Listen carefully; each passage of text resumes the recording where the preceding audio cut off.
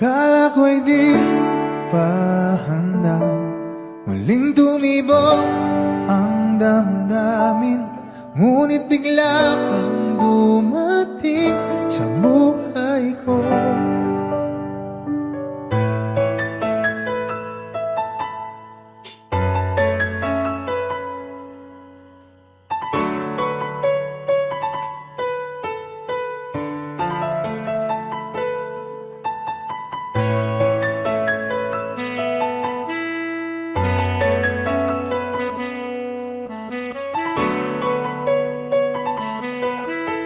Sana ay ingatan ka niya.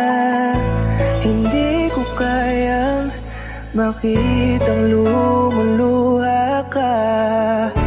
Kaya sobrang sakit sa akin na bitawan